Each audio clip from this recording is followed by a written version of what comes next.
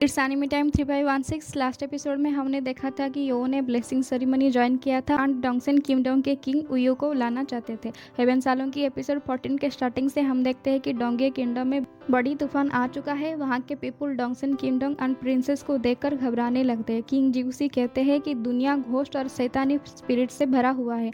मैं एक ही किंग हूँ इस दुनिया का। लोग कहते हैं कि क्या प्रिंसेस उयू डोंगसन किंगडम के किंग से शादी कर लेंगे, और सब अपने अपनी जान बचाकर वहाँ से भागने लगते हैं। नाउ सीन यान्सी के प्लेस में आ जाता है। किंग जिउसी कहते हैं कि अब तक कोई क्यों नहीं आया है। एक सर्वेंट कहता है कि आप आ जाने वाले हैं, ये बात हमें नहीं पता था। देन यान्सी एंड यानुहा आकर पहुंच जाते हैं, माफ़ी मांगते हैं वेट करवाने के लिए। किंग जिउसी कहते हैं कि आकर्षक चीज़ों की ज़रूरत नहीं है, मुझे सिर्फ प्रिंसेस उयू चाहिए। तब वहाँ पर उयू एंड मिंगचंग आ जाते हैं। उयू को देखकर जिउसी कहता है कि तुम मेरे साथ खड़े होने के काबिल हो, कल तुम मेरे साथ डोंगसन किंगडम जाओगे। ये सुनकर सब चौंक जाते हैं। मिंगचांग कहती है कि प्लान के मुताबिक ये शादी 7 दिन बाद होना चाहिए, लेकिन सडनली कल कैसे हो सकता है। तब डोंगसन किंगडम के एक सिपाही मिंगचांग से कहती है कि तुम्हारी हिम्मत कैसे हुई मास्टर के बीच में बोलने की। वो उसे जान से मारने की कोशिश करता है। उयू आके उसे बचाने की कोशिश करता है, लेकिन वो नहीं कर पाता है। तब वहाँ पर यो आ जाता है एंड बचा लेता है। सिपाही कहता है कि तुम सिर्फ 9 लेवल बॉडी टेम्परिंग में हो, तुम कौन हो। योहो कहता है कि इमोर्टल रॉयल ऑब्जर्वर हूँ बॉबी टोंगटियन स्वर्ड सेट से। मेरे नाम सन दाओजी है। जैसे कि हमें पता है कि जब से सन दाओजी डोंगे किंगडम पे आया है, वो सबको अपना नाम सन दाओजी ही कहता है। योहो को देखकर यानुहा कहता है कि ये हर जगह पर क्यों आ जाता है, कहीं इस बार भी वो मेरे प्लान को फेल ना कर दे। जिउसी कहते हैं कि एक 9 लेवल बॉडी टेम्परिंग क्या कभी इमोर्टल रॉयल ऑब्जर्वर बन सकता है। क्या टोंगटियन स्वर्ड सेट में और कोई नहीं था। यो सेवेंस रिप्लाई देते हुए कहता है कि जैसे एक डाकू किंग हो गया, वैसे ही इमोर्टल रॉयल ऑब्जर्वर बन गया। वो सिपाही कहता है कि तुमने किंग को डिसरेस्पेक्ट किया है, और दोबारा उसे मारने के लिए अटैक कर देता है। यह उसे डिफेट करने के बाद कहता है कि डोंगसन किंगडम में क्या कोई और नहीं था रॉयल गार्डन बनने के लिए। किंग जिउसी आ जाता है एंड वो अटैक करने वाले होते हैं कि पता नहीं कि वो डोंगसन की प्रिंसेस को देखकर रुक जाते हैं। एंड यान्सी से कहते हैं कि क्या कैल मैं यू को ले जा सकती हूँ। यानुआ कहता है कि हाँ, तुम ले जा सकते हो, क्या फ़र्क पड़ता है कि कल जाए या फिर 7 दिन बाद जाए।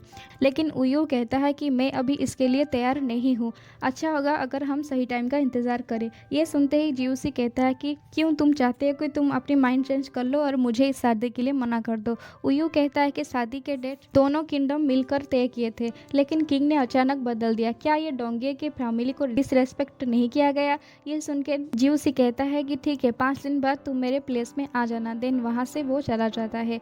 यानुहा उयू से कहता है कि तुम ये मत सोचना कि मुझे पता नहीं है कि तुम इमोर्टल सन को जितना चाहते हो।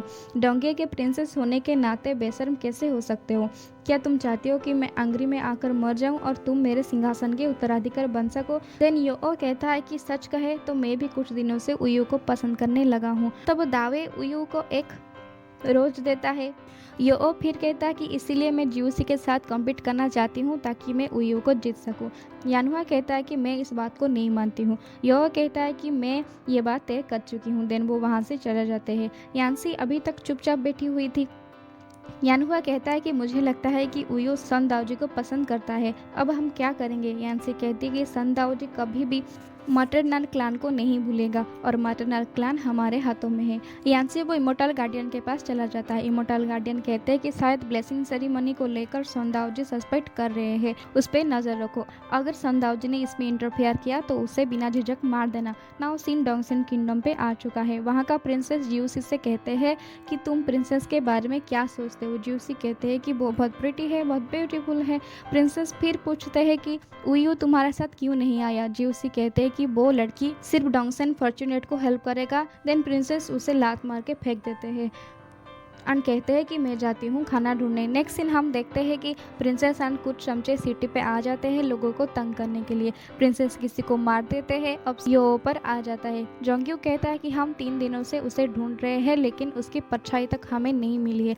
क्या लगता है डेमन ओमिया ने उसे कहीं छुपा दिया होगा। तब दूर कहीं पे रेड वाला पावर आसमान में जाता हुआ हम देखते हैं। यो कहता है कि ब्लड सेंट, अब हमें वापस जाना होगा। यो वहाँ से चला जाता है जिमिन टावर के पास।